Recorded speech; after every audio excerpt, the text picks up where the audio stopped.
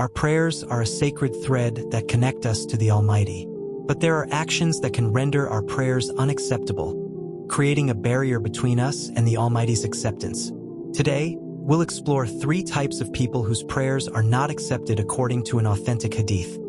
This isn't about judgment but about self-reflection, so we can align our lives with what pleases the Almighty. One who pushes themselves forward on taking a position of leadership, whether in the mosque or elsewhere, despite the community's disapproval. Leadership in worship, especially in prayer, is a trust, not a right.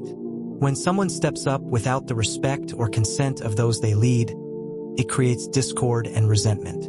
The Almighty does not accept the prayer of such a person who forces himself to be the imam. The Almighty values unity and sincerity in worship, and forcing oneself into a role that majority of other people don't want you to disrupts that harmony. In such congregations, the focus shifts from devotion to division. To avoid this, we must cultivate humility, seek the community's trust, and only lead when welcomed. True leadership in faith is earned through character, not demanded through ego. Next, the Almighty does not accept the prayer of a person who habitually comes to prayers too late. This refers to someone who habitually and deliberately delays their prayers until the last moment, rushing through them without mindfulness or missing them entirely. Prayer is a commitment, a sacred appointment with the Almighty, requiring presence of heart and body. When we procrastinate, treating prayer as an afterthought, we diminish its value and disrespect its purpose. The Almighty calls us to pray at prescribed times to instill discipline and gratitude in our lives. Constantly delaying prayers reflects a heart distracted by worldly priorities, weakening our spiritual connection. To correct this, we should strive to pray on time, preparing our minds and spaces beforehand to approach the prayer with focus and reverence.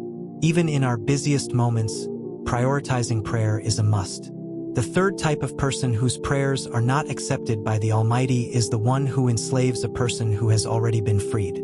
This is a grave injustice, as it violates the sanctity of human freedom, a value deeply cherished in our faith.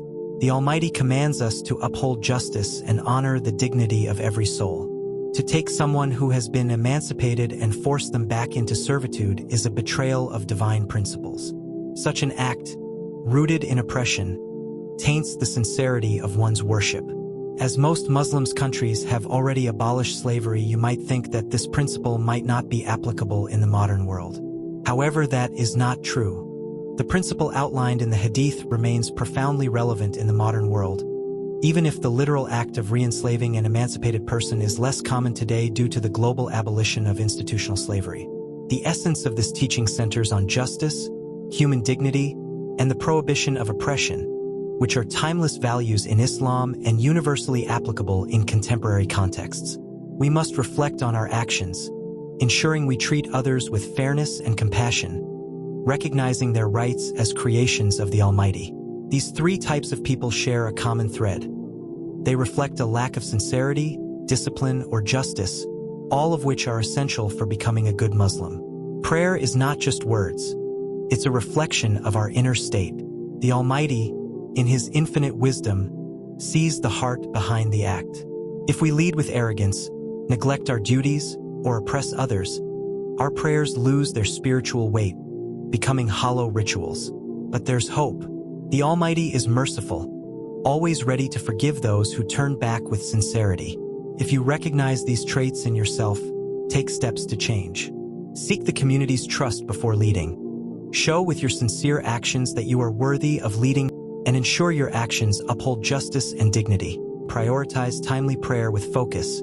Replace arrogance with humility, procrastination with discipline, and oppression with compassion. Surround yourself with reminders of faith.